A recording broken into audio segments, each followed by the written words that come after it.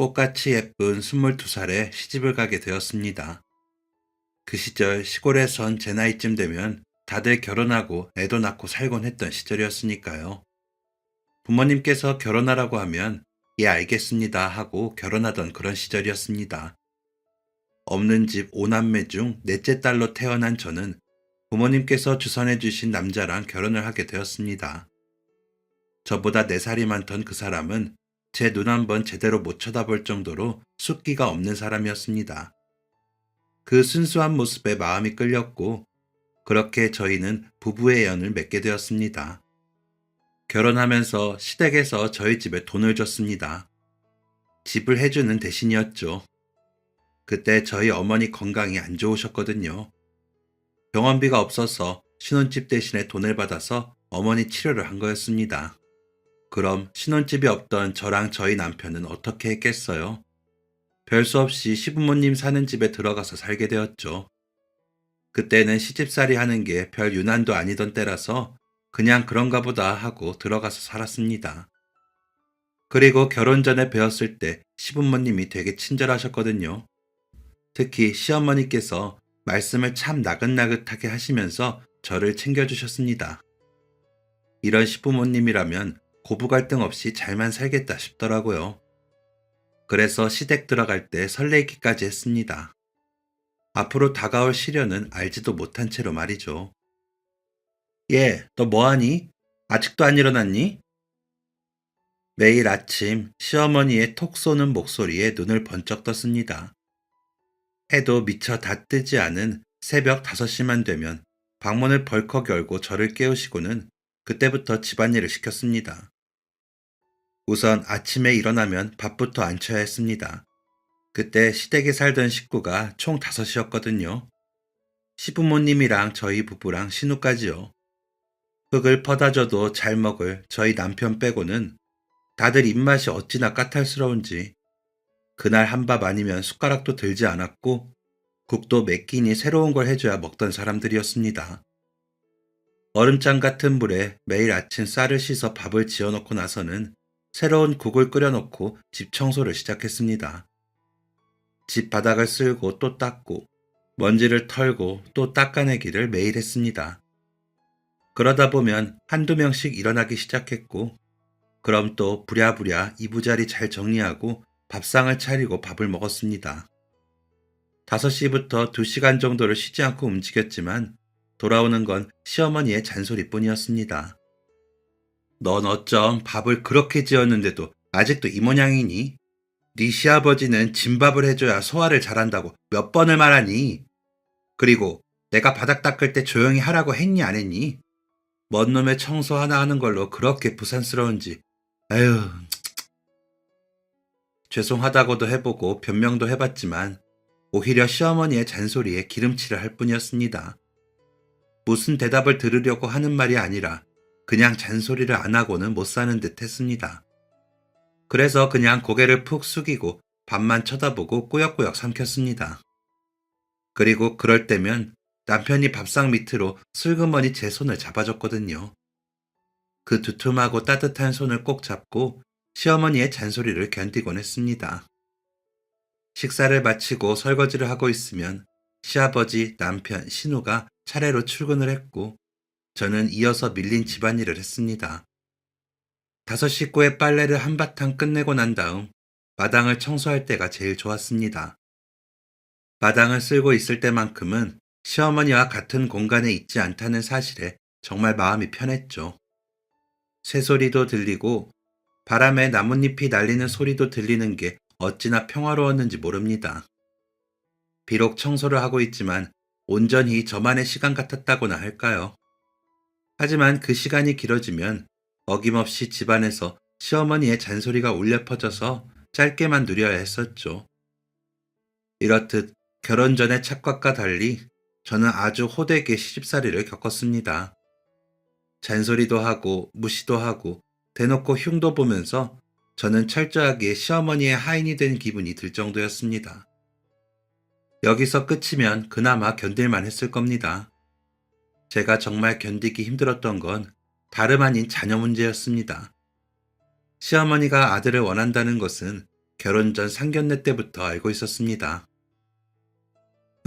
저희 아들이 3대 독자예요. 딸 셋을 줄줄 낳고 마지막으로 낳은 귀하디 귀한 아들이죠. 이런 귀한 우리 아들도 아들을 하나 낳아야 하지 않을까요? 4대 독자 만들어야죠. 저는 가장 없어 보이는 게 없는 집 사람들이 가문 따지고 대 따지는 거라 생각합니다. 그것도 있는 집 양반들이나 따져가면서 사는 거죠. 물려줄 것도 없는 집안에서 무슨 독자니 뭐니를 따지고 있습니까? 4대 독자면 어떻고 또 아니면 어때요? 달라지는 거 하나 없는걸요. 그런데 저희 시어머니는 그렇게 손주 노래를 불렀습니다. 시댁에 들어가 살기 시작한 순간부터 아들을 낳아야 한다. 무조건 아들 하나만 낳아라. 아들 아니면 필요 없다. 라고 했습니다. 시어머니 당신도 딸 셋을 먼저 낳았으면서 말이죠.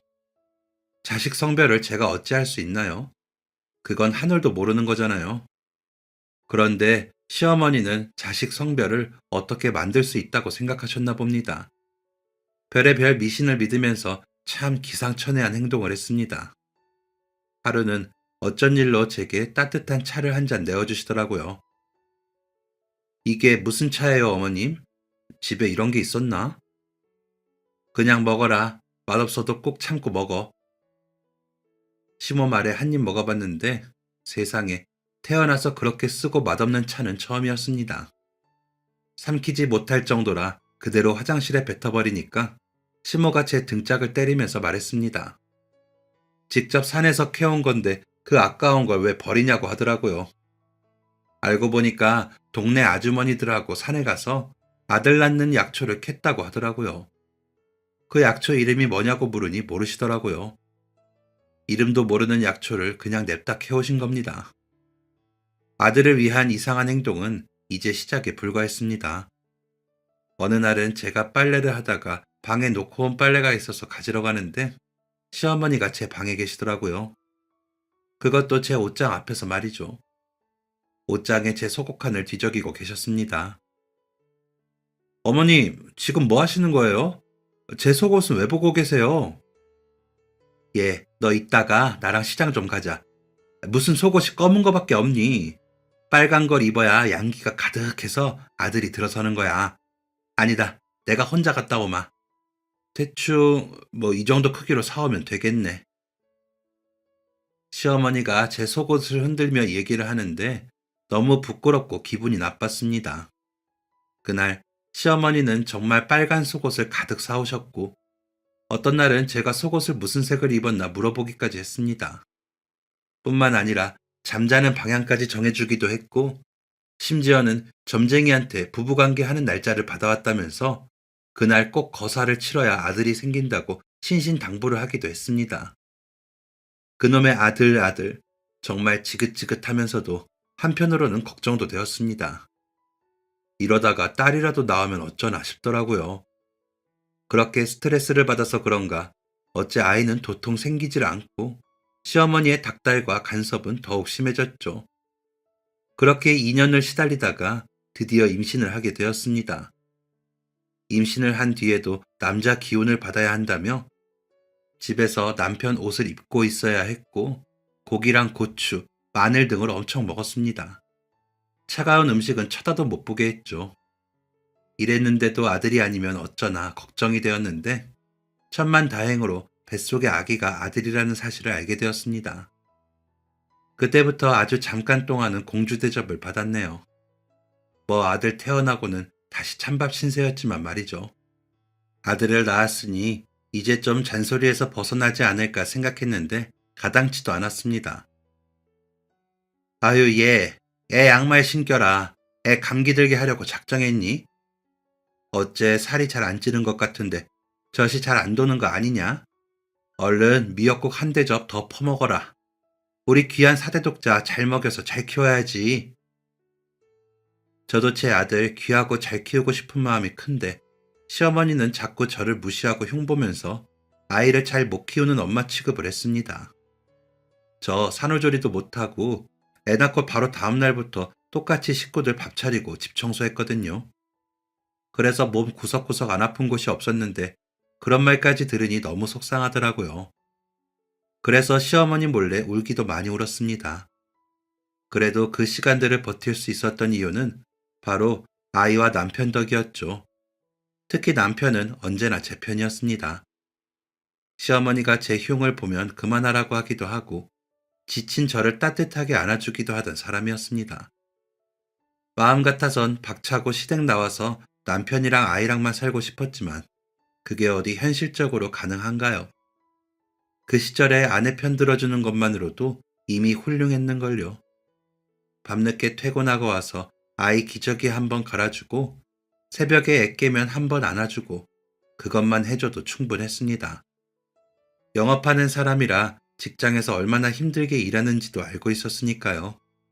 그리고 또 남편이 항상 하는 말이 나중에 꼭 우리 집에서 살자는 말이었습니다. 시부모님이랑 같이 사는 집이 아닌 시부모님의 명의로 된 집이 아닌 진짜 우리 집이요. 생김새가 어떻든 상관없었습니다. 좁아도 괜찮고 허허 벌판에 덩그러니 있어도 괜찮았습니다. 저희 세 식구만 사는 그런 집에 살자고 약속했습니다. 저는 남편이 언젠가는 그 약속을 지킬 거라고 굳게 믿었습니다. 또 눈에 넣어도 안 아플 아들 보면서 힘을 냈습니다. 아픈 곳 없이 건강하게 잘 자라주는 아들이 그저 고마웠습니다. 그리고 아들 보면서 남몰래 이런 다짐도 했습니다. 나는 나중에 절대 우리 시어머니 같은 사람 되지 않겠다고 말이죠. 꼭 올바르고 좋은 시어머니가 될 거라고 생각하고 또 생각했습니다. 그렇게 시부모님 눈치를 보며 고생한 시집살이를 꼬박 10년을 한 어느 날 시아버지가 돌아가셨습니다. 돌아가시기 1년 전쯤부터 건강이 안 좋아지셔서 수술도 2번 하시고 입원도 오래 했거든요. 그때 제가 병원이랑 집 오가면서 병수발을 다 들었었는데 결국 상태가 좋아지지 않아서 그렇게 떠나셨습니다. 그리고 얼마 지나지 않아 시어머니 치매 증세가 시작이 되었습니다. 어느 날 갑자기 돌아가신 아버지를 찾더니 학교 다니는 저희 아들 저 좀 줬냐고 묻더라고요. 병원에 가서 검사해보니까 치매 증상이라고 했습니다. 그때 큰 신우가 시어머니를 모신다고 하더라고요. 옳게 그동안 고생 많았어. 이제 내가 모실게. 신우 셋 다 자기 어머니에게 애정이 큰 사람들이 아니었습니다. 저한테도 그렇게 아들 아들 하는 분이 딸들한테 예쁨을 줬겠어요. 그래서 신우 한 명 빼고 다 시집가서 집이랑은 연락을 거의 안 하고 살았습니다. 그런데 이제 큰 신우가 애들도 좀 크고 엄마가 되고 하니까 아픈 부모님이 딱했나 봐요. 이제 자기 엄마는 자기가 챙길 테니 더 이상 시집살이 그만하고 나가 살으라고 하더군요. 그러면서 시부모님 집을 팔고 집 한 돈의 절반을 저희한테 줬습니다. 10년간 시집살이 한 보상이라면서요. 그렇게 저와 남편, 아들은 드디어 셋이서 살게 된 거였죠. 때마침 남편에게 좋은 제안이 들어왔습니다. 저는 회사에서 같이 일하던 선배가 서울에 올라와서 취직하고 자리를 잡았는데 남편에게 서울 와서 일해보지 않겠냐고 했습니다. 갑자기 서울이라니 당황스러웠지만 지금 아니면 언제 서울 가서 살아보나 싶더라고요. 아들 공부하기에도 서울이 더 좋다고 하니까 뭐뭐 할지언정 한번 가보자 싶었습니다. 서울 집값에 입을 다물지 못할 정도로 놀랐지만 큰 신우가 준 돈 덕분에 대출 좀 받아서 작은 아파트를 마련할 수 있었습니다. 드디어 꿈꾸던 우리 집에서 살게 된 것이었습니다. 처음엔 마냥 기뻤습니다. 다른 식구 챙길 것 없이 우리 세 식구만 챙기면 되고 남편 월급도 전에 있던 직장보다 더 많이 받아서 생활이 여유로워질 줄 알았습니다. 그런데 서울살이가 그렇게 호락호락하지 않더라고요.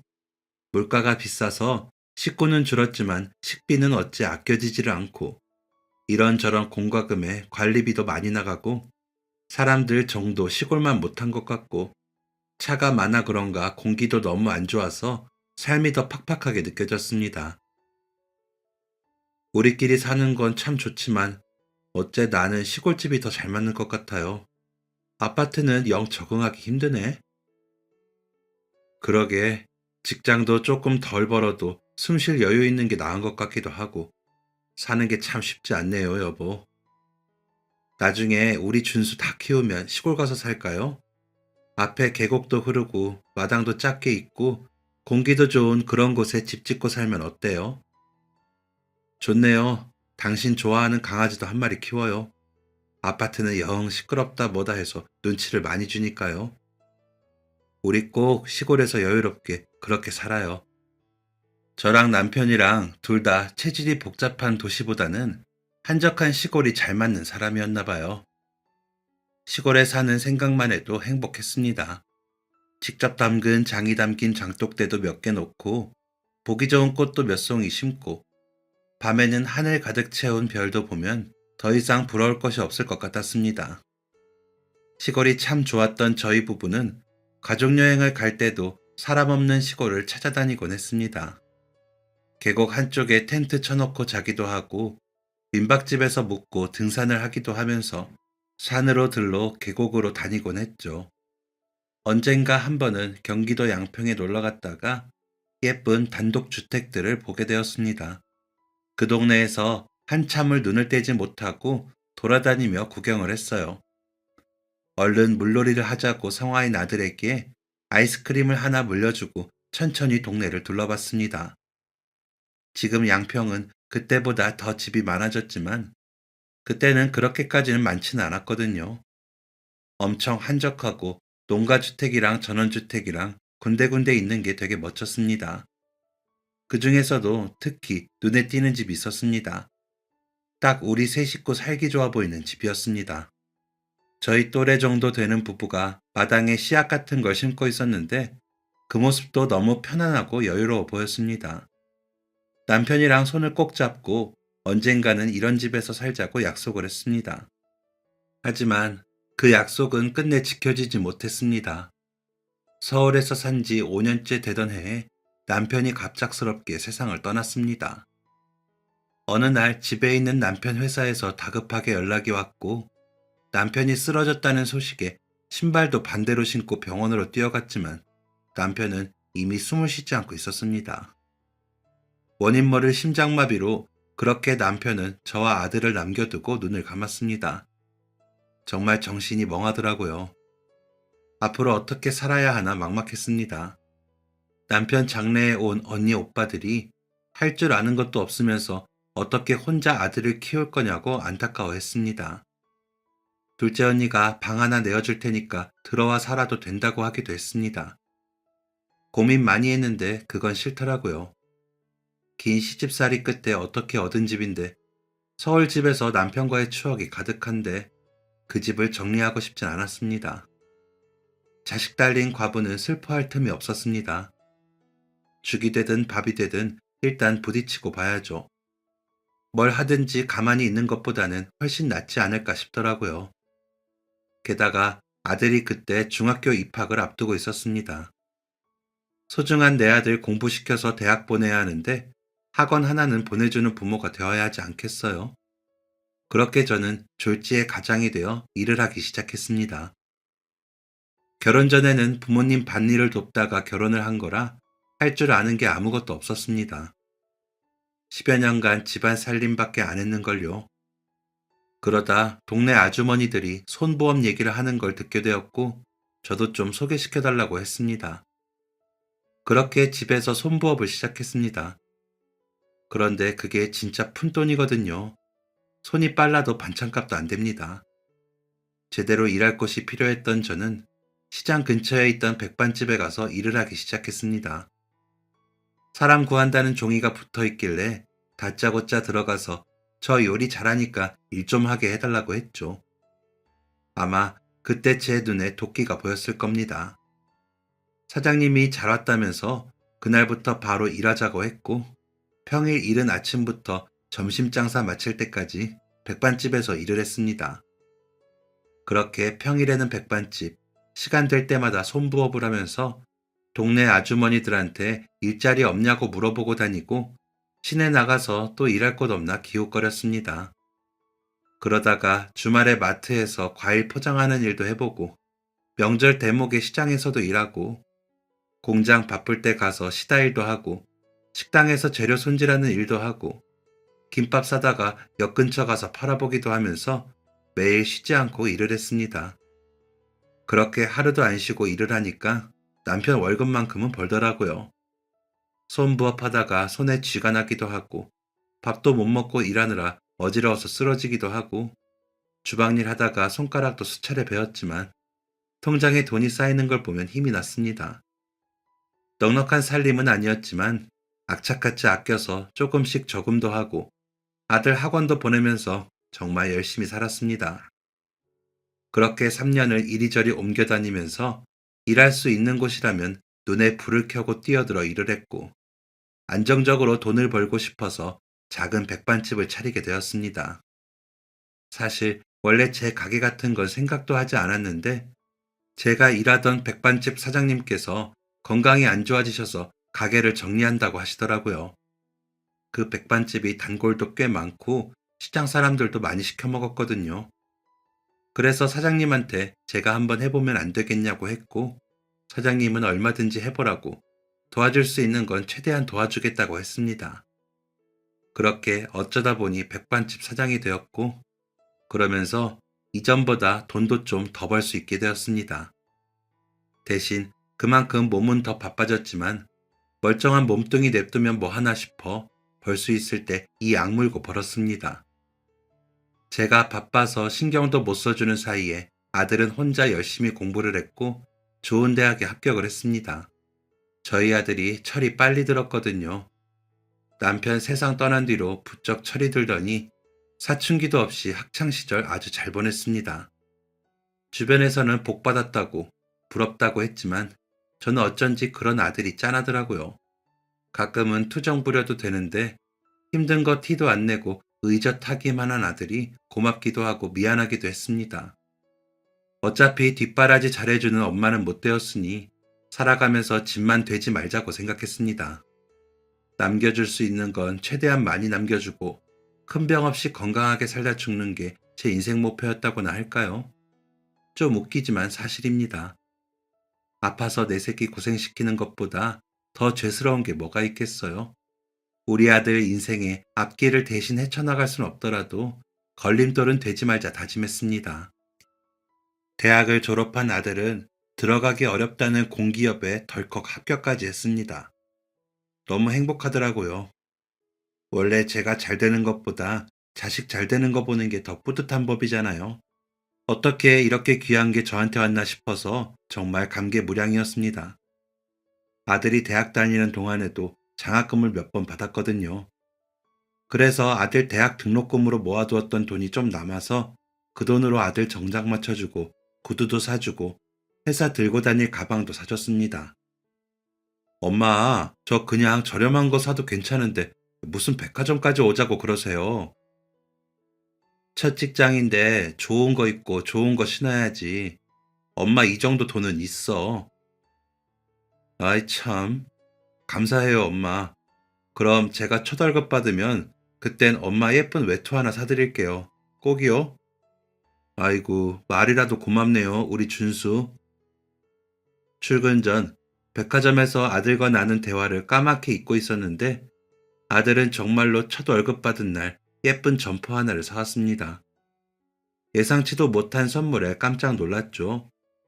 무슨 잠바색이 그렇게 곱고 가볍기는 또 얼마나 가벼운지 너무 좋아서 눈물까지 다 났습니다. 우리 아들이 언제 이렇게 커서 사회생활도 하고 월급 받아 점퍼도 사주나 싶어서 정말 행복했습니다. 하늘에 있는 남편에게 자랑하고 싶을 정도였죠. 그렇게 아들도 저도 각자의 일터에서 열심히 살아가며 몇 년이 흐른 어느 날이었습니다. 아들이 결혼하고 싶은 여자가 생겼다면서 소개해주고 싶다더군요. 아들이 연애를 하는 건 알고 있었습니다. 생일 전날 밤 늦게 쇼핑백이며 케이크이며 들고 들어오길래 누가 줬냐 물으니 여자친구가 줬다고 하더라고요. 한 2년을 그렇게 만나더니 드디어 제게 소개를 해준다는 것이었습니다. 사실 티는 안 냈지만 내심 궁금했거든요. 아들이 사진은 몇 번 보여줬는데 사진만으로만 봐도 참 고마웠습니다. 아들 회사 근처에 있는 회사에서 일하는 아가씨라더라고요. 참 착하다고 하니 어떤 사람일까 궁금했습니다. 아들 여자친구 만나는 게 처음이라 긴장도 되더라고요. 첫 만남부터 집밥은 부담스러울 것 같아서 조용한 식당에서 만나게 되었습니다. 오랜만에 잘 차려입고 기다리는데 저 멀리서 하늘하늘한 원피스를 입은 아가씨가 또각또각 걸어오더라고요. 여리여리하고 얼굴도 조망만해서 정말 예뻤습니다. 그게 우리 며느리하고의 첫 만남이었습니다. 말이 많지 않고 참한데 할 말은 똑부러지게 하고 행동이 조신한데 손끝은 야무지더라고요. 아들이랑 참 잘 어울리는 짝이라고 생각했습니다. 대화를 나누다가 알게 된 건데 며느리도 홀어머니 밑에서 자랐다고 했습니다. 그래서 어릴 때부터 살림을 혼자 했다고 하더라고요. 아들이랑 같은 입장이라는 말을 들으니 짠하기도 하고 또 기특하기도 했습니다. 둘이 가정을 잘 이뤄서 행복하면 좋겠다고 생각했습니다. 상견례를 해보니 사돈댁도 참 사람이 괜찮았고 야무진 애들끼리 만나서 그런가 결혼 준비도 척척하더라고요. 얼마 지나지 않아 아들은 결혼을 했고 회사 근처에 살림을 차렸습니다. 아들이 결혼 준비를 하는 내내 저도 나름 준비한 게 있었습니다. 그건 바로 좋은 시어머니가 되는 것이었죠. 저희 시어머니한테 배운 건 무시하는 거랑 잔소리하는 것밖에 없어서 저희 식당 오는 언니들한테 물어봤습니다. 언니, 아들만 둘 있지? 며느리하고는 잘 지내? 우리 아들이 이번에 결혼하는데 며느리한테 어떻게 해줘야 하나 모르겠어. 어휴, 아무것도 하지 마, 아무것도. 아무것도 안 하는 게 최고야. 요즘 며느리들은 뭐 하는 거 싫어해.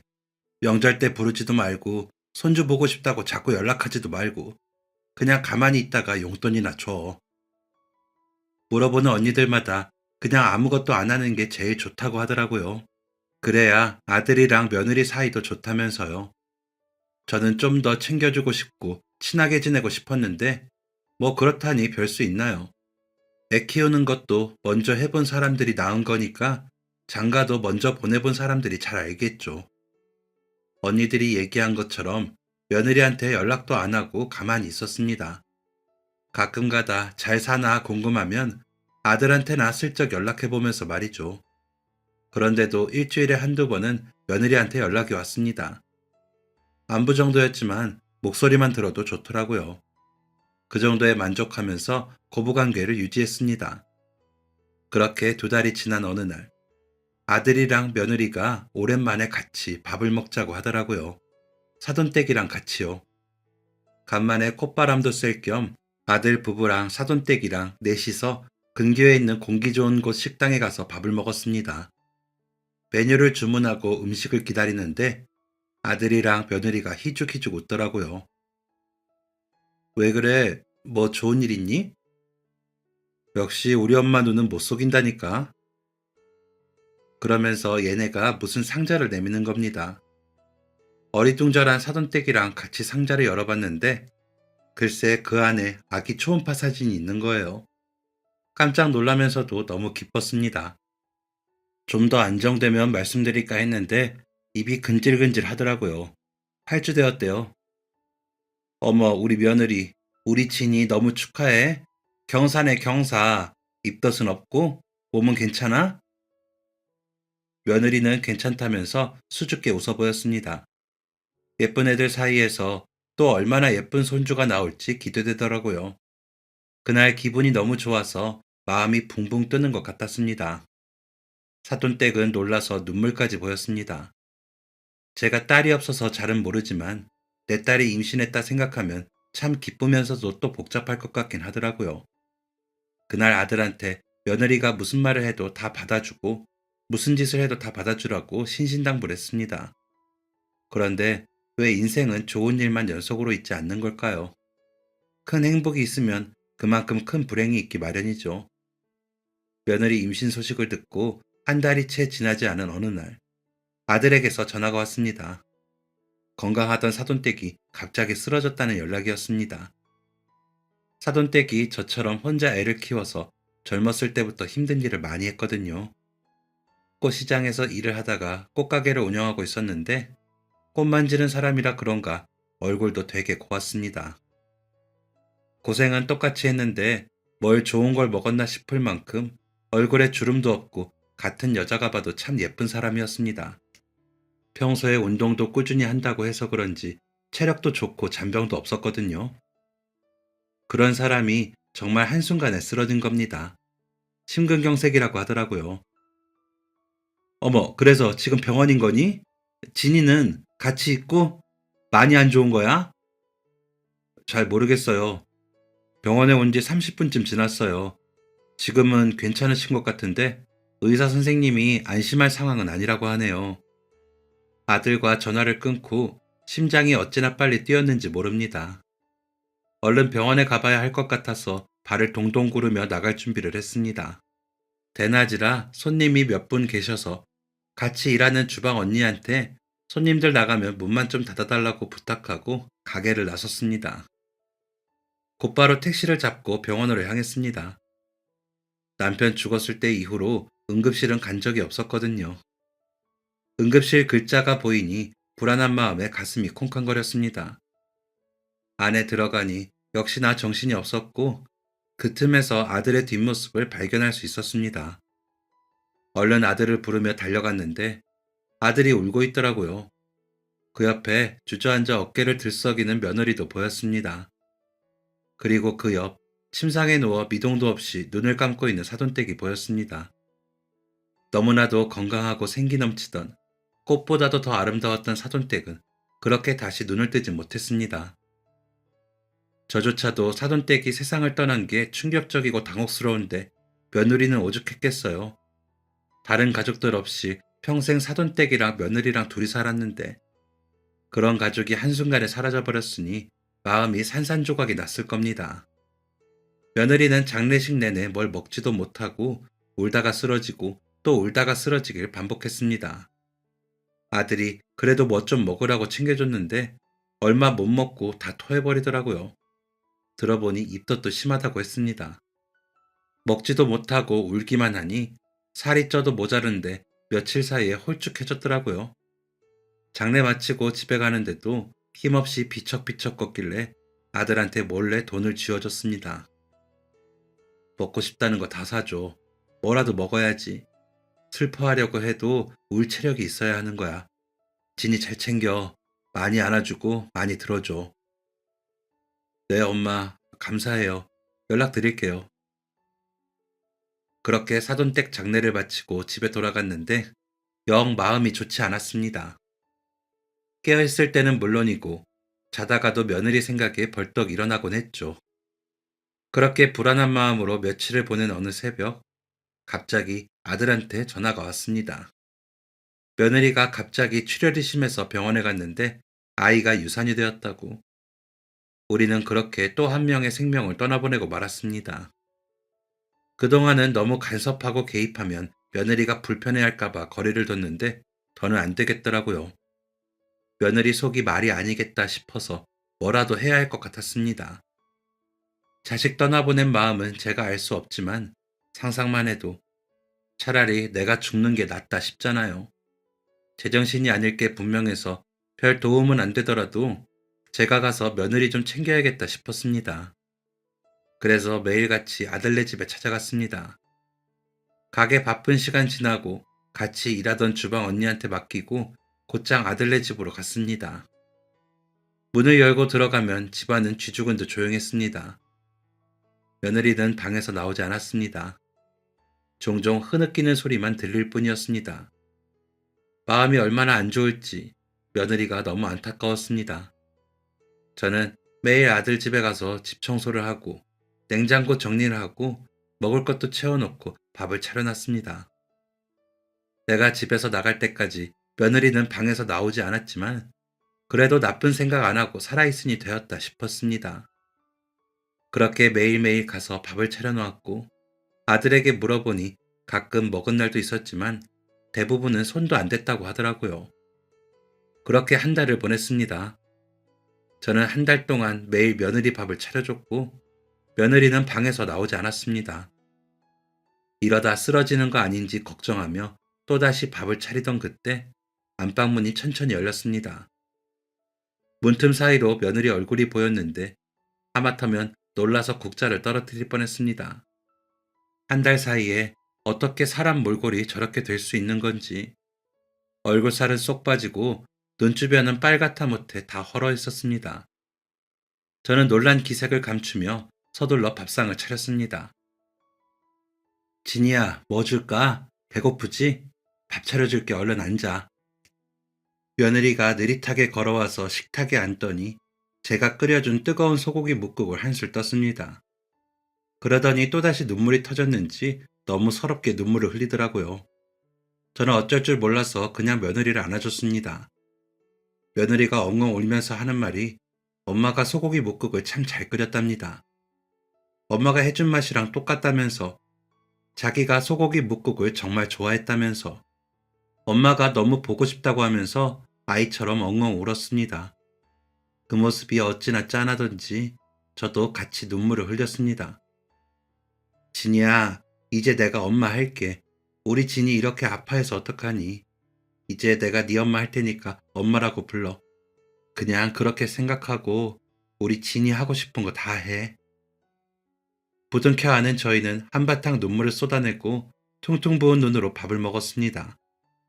그날 집에 가려는데 며느리가 제 손을 꼭 잡았습니다. 감사해요, 어머님. 덕분에 저 다시 정신 차리려고요. 그동안 정말 죄송하고 감사했어요. 이제 그만 슬퍼하고 다시 잘 살아볼게요. 뭐가 죄송하니? 뭘 잘못했다고? 죄송하게 생각할 거 하나 없어. 얼마든지 슬퍼해도 괜찮아. 아무도 뭐라고 할 사람 없으니까 속에 남아있는 거 없을 때까지 슬퍼하고 그 다음에 일어나도 괜찮아. 알겠지? 네, 어머님. 정말 감사해요. 그날 이후 며느리는 기운을 차리는 듯 했습니다. 굳게 닫혀있던 안방문이 활짝 열렸고 항상 어두웠던 거실등이 다시 켜졌고 사람 손을 타지 않아 먼지가 쌓인 가구들이 깨끗해졌습니다. 기운을 차린 며느리는 다시 일도 나가기 시작했습니다. 아들이 좀 더 쉬라고 했지만 몸을 움직여야 더 빨리 괜찮아질 것 같다면서 며느리는 출근을 했습니다. 며느리가 이제 맨날 와서 밥 안 차려줘도 된다고 했지만 아무래도 둘 다 일하니까 잘 못 챙겨 먹을 것 같아서 반찬만큼은 챙겨주기로 했습니다. 할 줄 아는 게 요리밖에 없으니 이거라도 해줘야지 어쩌겠어요. 일주일에 두어 번 아들 통해서 반찬을 보내고 종종 며느리한테 응원 문자도 보냈습니다. 혹시 일하는데 방해가 될까봐 문자를 했는데 그럴 때마다 며느리는 밝은 목소리로 전화를 했습니다. 며느리 밝은 목소리 들을 때마다 참 다행이다 싶어서 얼마나 좋았는지 모릅니다. 그렇게 또 몇 달을 보내던 어느 날 어쩐 일로 며느리가 가게를 찾아왔습니다. 진이 어쩐 일이니? 회사에 있을 시간 아니야? 어머님, 저 오늘 반찬 내고 병원 다녀왔어요. 병원? 병원은 왜? 어디 안 좋아? 뭐 검사해야 한대? 아니요, 그게 아니라 며느리가 가방에서 조심스럽게 뭔가를 꺼내더라고요. 그건 다름 아닌 아기 초음파 사진이었습니다. 너무 놀라서 눈물이 다 나왔습니다. 12주 됐어요. 이번엔 좀 안정되면 말씀드리고 싶어서 오늘 검진 있던 날이라 병원 갔다가 바로 온 거예요. 어머님께서 맛있는 반찬 많이 보내주셔서 잘 먹어서 아기가 찾아왔나 봐요. 심장도 잘 뛰고 잘 크고 있대요. 다시 한번 용기를 낸 며느리가 얼마나 예뻐 보였는지 모릅니다. 행여또 입덧이 심하지는 않을까 그날 이후 반찬을 더 신경 써서 보내줬습니다. 며느리도 저도 아들도 뱃속의 아이가 건강히 자라기를 얼마나 기도했는지 모릅니다. 병원 가는 날이라고만 하면 어찌나 떨리던지 저희의 간절함이 통했는지 아기는 10달 동안 별다른 문제 없이 잘 자라다가 세상에 태어났습니다. 손주 태어나던 날 얼마나 울었는지 모릅니다. 며느리한테 고생했다고 너무 잘했다고 100번도 넘게 말했을 겁니다. 정말 제 아들 태어나던 순간보다 더 감격스러웠네요. 지나고 보면 아기 낳는 건 인생에 정말 찰나잖아요. 키우는 게 문제죠. 친정 엄마도 없이 혼자 고생하고 있을 며느리가 걱정이 되어서 종종 손주 보는 걸 도와줬습니다.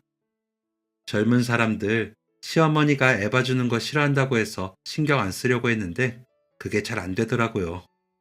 저도 아들 막 낳았을 때 집안 식구들 밥 챙기고 집안일 하면서 아들 보느라 진짜 힘들었거든요. 며느리는 오죽하겠어요. 혼자 있으니까 화장실도 맘 편히 못 갈 게 뻔했습니다. 며느리도 제가 손주 봐주면 좋아했습니다. 잠깐 눈이라도 붙일 수 있으니까요. 그땐 그 쪽잠이 참 달콤하잖아요. 그러다가 우리 손주가 돌도 안 되었을 때 며느리가 둘째를 임신하게 되었습니다. 임신하고서는 또 몸조심해야 하니까 제가 더 자주 가서 손주를 봐줬죠. 우리 며느리 좋아하는 소고기 뭇국도 자주 끓여주고 손주까지 셋이서 동네 놀이터도 가고 참 재밌었습니다. 그러다가 둘째까지 태어나면서 며느리랑 저는 같이 육아를 하는 전우가 되었습니다. 둘 다 아들이다 보니까 집안꼴이 나만 하질 않았습니다. 멀쩡한 TV도 부셔먹고 청소기에 낙서를 하질 않나. 둘이 놀다가 턱이 찢어져서 턱도 꼬매고 무릎도 꼬매고 아주 전쟁터가 따로 없었습니다. 그러니까 며느리랑 저는 같이 전쟁을 치르는 전우나 다름없었죠. 손주들 보면서 며느리랑 더 친해지고 더 돈독해졌습니다. 그렇게 또 몇 년이 흐른 어느 날이었습니다. 일을 마치고 집에 가는 길이었는데 그날 장마라서 비가 상당히 많이 왔습니다. 우산을 뚫을 것 같은 비를 겨우 막아가며 집에 거의 다다랐을 때였습니다. 집으로 가는 길에 내리막길이 있는데 거기서 발을 헛디딘 겁니다. 그 다음에 어떻게 되었는지 사실 기억이 잘 나질 않습니다. 쓰러진 제 주위로 사람 몇 명이 모여든 것 같고 무슨 다급한 목소리가 들린 것 같기도 하고 정신 차려보니까 저는 병원에 있었습니다. 하루가 훌쩍 지난 아침이 되어서야 정신을 차릴 수 있었죠. 눈 뜨자마자 보인 건 아들이었습니다. 어떻게 된 거냐고 물으니까 아들이 갑자기 눈물을 흘리더라고요. 저희 아들이 진짜 안 울거든요. 어릴 때부터 어지간하면 울지를 않아서 신기할 정도였는데 그런 아들이 눈물을 줄줄 흘렸습니다. 아들한테 왜 그러냐고 하면서 일어나려는데 몸이 말을 안 들었습니다. 그제서야 알아챌 수 있었습니다. 제 다리가 움직이지 않는다는 것을요. 참 세상에 신은 없구나 싶더라고요.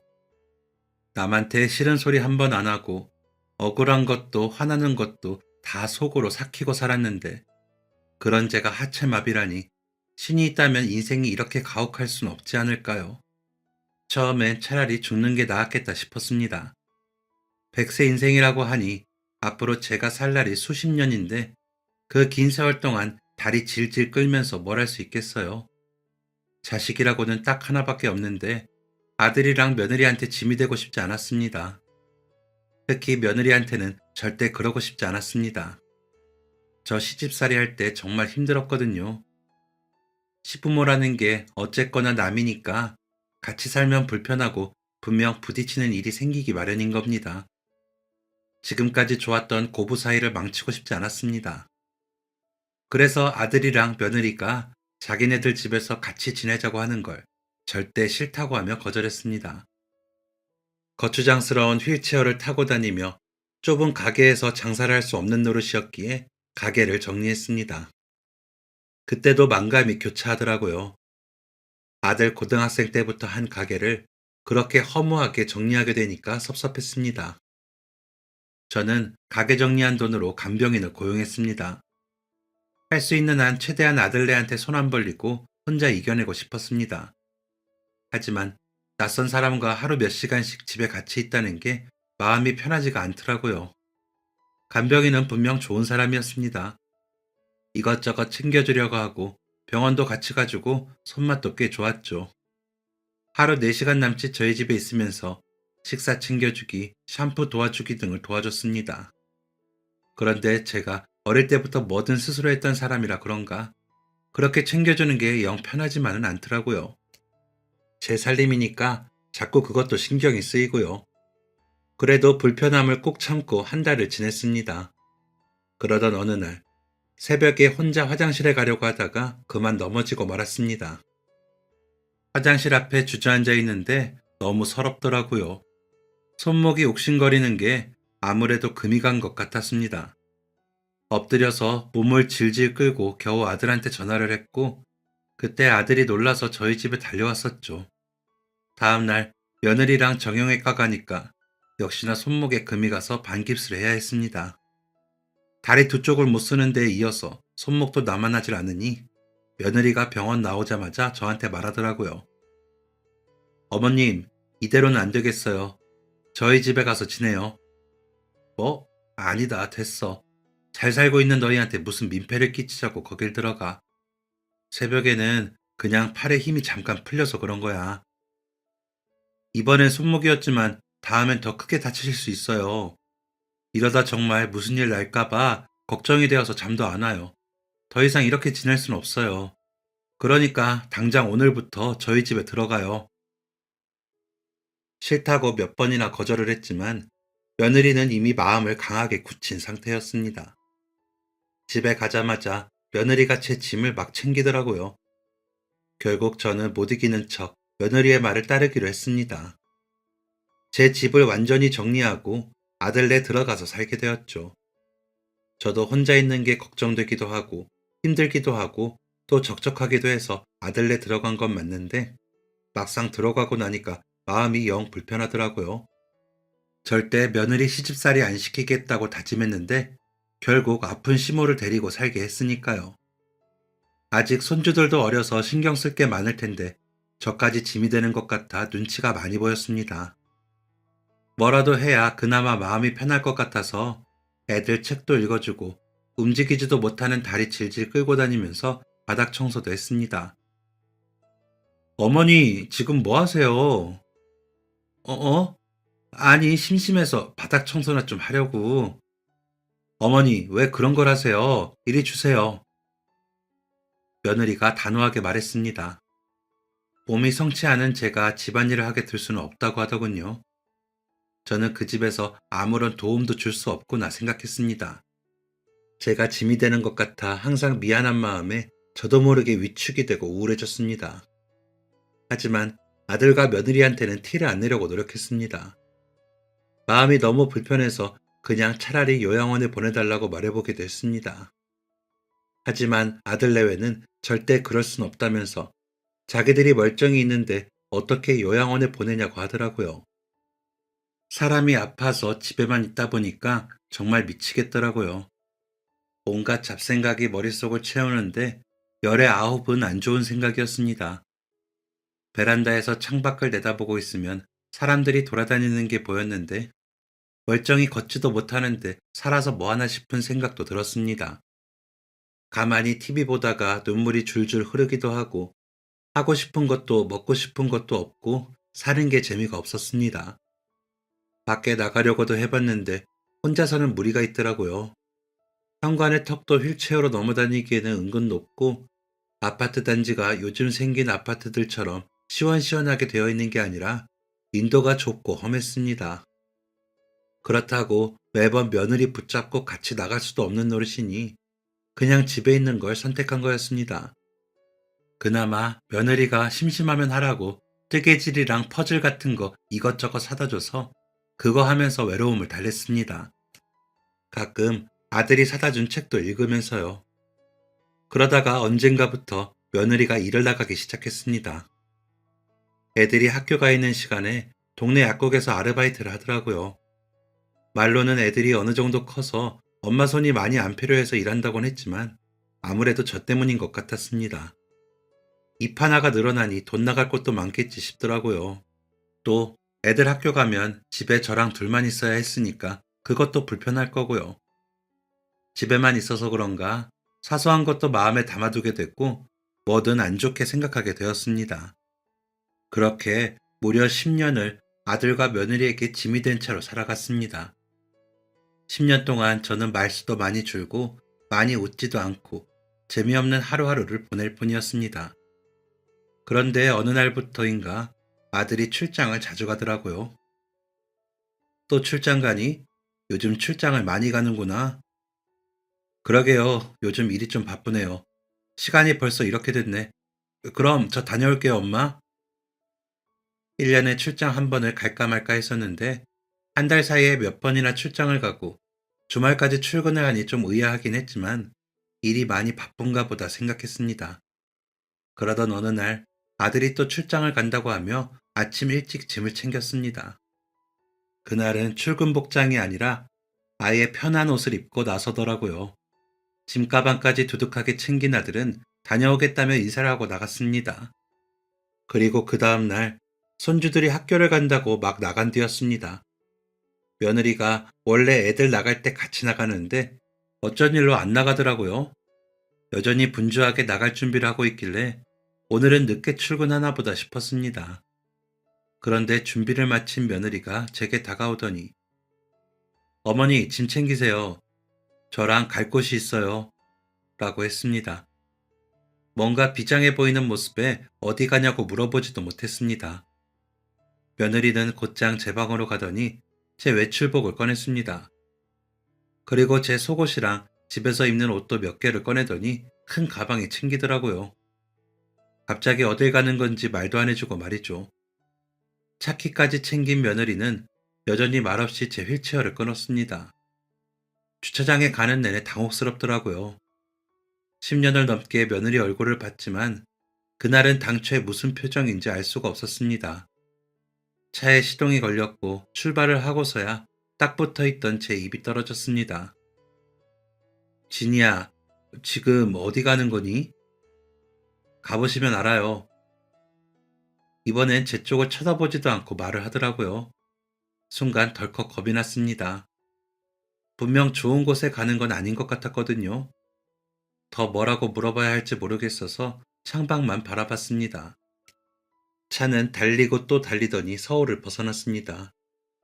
점점 건물도 없고 차도 없는 곳으로 가더라고요. 머릿속이 더욱 복잡해졌습니다. 설마 내가 요양원에 보내달라고 몇 번 얘기해서 정말 요양원에 가는 건가 싶었습니다. 겁이 났지만 한편으로는 차라리 잘 되었다 싶었습니다. 집만 되느니 요양원에 가는 게 낫겠다는 생각도 들었습니다.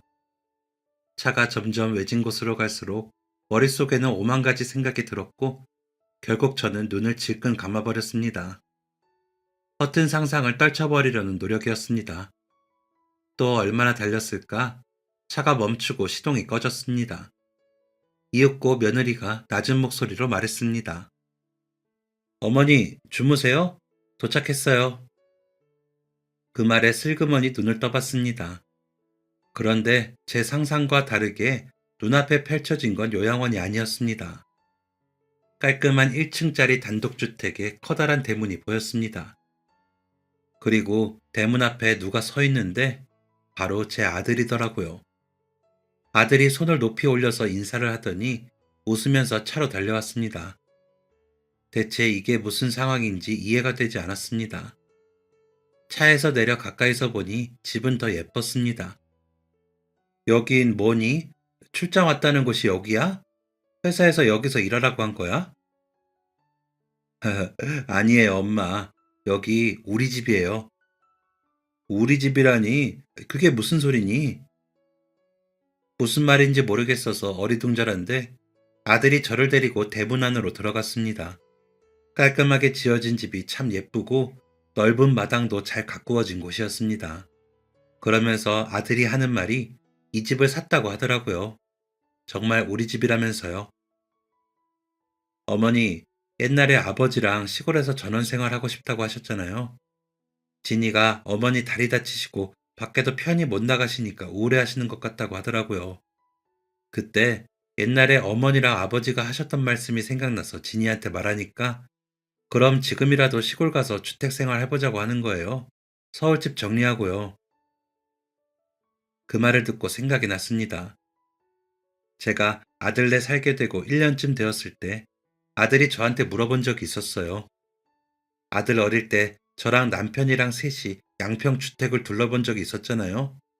그게 양평이었는지 어디였는지 기억이 안 난다고 묻더라고요. 그건 갑자기 왜 물어보나 했는데 남편이랑 같이 살기로 했던 지역에 집을 사고 싶어서 그랬던 거였습니다. 사실은 저 출장 간다는 것도 다 거짓말이었어요. 이 집 계약하려고 몇 번이나 찾아와서 사정했는지 몰라요. 기억나시죠? 저 어릴 때 아빠랑 엄마랑 이 집 앞에 한참 서 계셨잖아요. 그제서야 떠오르더군요. 남편이랑 함께 이런 집에서 살자고 약속했던 게 말이에요. 집주인분이 마침 이사를 간다고 하셔서 집 매매하고 여기저기 손 좀 봤어요. 일 끝나고 곧장 여기로 퇴근해서 셀프로 이것저것 고치고 집이랑 마당까지 엄마가 다니시기에 문제 없을 거예요. 그동안 말씀드리고 싶은 거 얼마나 참았는지 몰라요. 진이도 그동안 약국에서 알바한 거 이 집 사는데 돈 보태려고 한 거예요. 이게 정말 꿈인지 생시인지 잡고 있던 며느리 손을 더욱 꽉 잡았습니다. 그제서야 며느리 얼굴을 확인해 보니까 환하게 웃고 있더라고요. 집에서부터 내내 며느리 표정이 좋지 않아서 별의별 생각을 다 했던 건데 웃는 얼굴을 보니까 그제서야 마음이 놓였습니다. 며느리가 참았던 웃음을 터뜨리며 말하더라고요. 저 집에서부터 웃음 나오는 거 참느라 어머니 얼굴도 제대로 못 쳐다봤잖아요. 그런데 저 잘했죠? 어색하지 않았죠? 이제야 마음껏 좀 웃겠네. 어때요, 어머님? 우리 집 예쁘죠? 마음에 드세요? 너무너무, 너무 예쁘지. 그런데 애들은 어쩌려고 그래?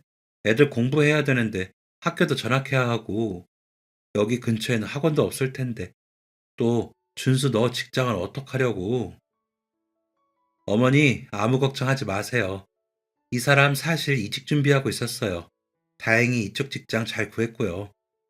저도 집에서 일할 거고 애들 공부는 애들이 알아서 하는 거죠. 요즘엔 인터넷이 잘 돼 있어서 다 집에서 공부하고 그래요. 안 되면 제가 데리고 학원 다니면 되고요. 애들도 좋아했어요. 주택에서 마음껏 뛰어놀면서 살고 싶다면서요. 그러니까 아무 걱정하지 마시고 어머님 생각만 하세요. 저는 어머니가 웃으셨으면 좋겠어요.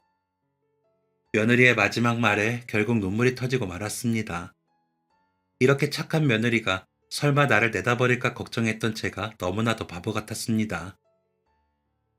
나는 너희가 이런 거 준비한 줄도 모르고 이제 내가 진절머리 나서 내다버리나 보다 했다. 나 같은 거 뭘 챙긴다고 이런 집을. 집만 되는 노인네가 뭐가 예쁘다고. 미안하다. 너무 미안해. 그게 무슨 말씀이세요? 짐이라뇨. 그런 말 하지 마세요. 저희 그렇게 생각한 적 단 한 번도 없어요. 어머니께서 저 힘들 때 저 포기하지 않고 안아주셨잖아요. 사실 말은 안 했지만 저희 엄마 돌아가시고 유산까지 되었을 때 진짜 죽고 싶다는 생각 많이 했거든요. 그런데 매일같이 집에 찾아오는 어머니 덕에 그런 생각 지웠어요. 오늘도 오셨네. 오늘은 못 죽겠다 하다가 내가 죽으면 우리 어머님이 제일 먼저 발견할 텐데 어쩌나 싶더라고요. 그러다 정신 차렸어요. 다 어머니 덕분이에요. 그러니까 이제 짐이다 뭐다 그런 생각은 하지 마시고 우리 이 집에서 행복하게 살아요. 며느리의 진심 어린 속내를 듣고 나니 더욱 많은 눈물이 쏟아졌습니다.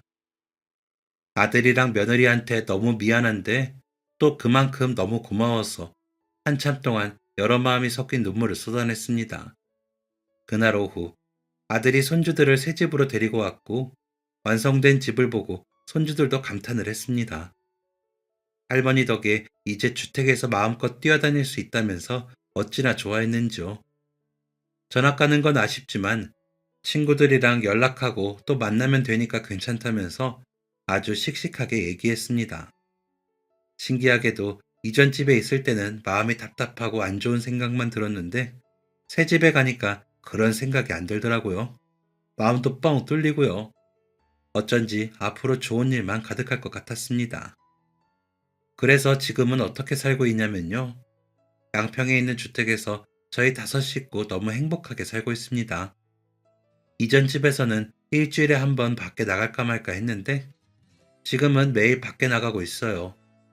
마당에서 라디오도 듣고 날아다니는 새들도 보고 주변 산책을 하면서 길고양이도 보고 앙증맞게 피어난 꽃들도 봅니다. 그리고 그 산책에는 언제나 며느리가 동행하고 있죠.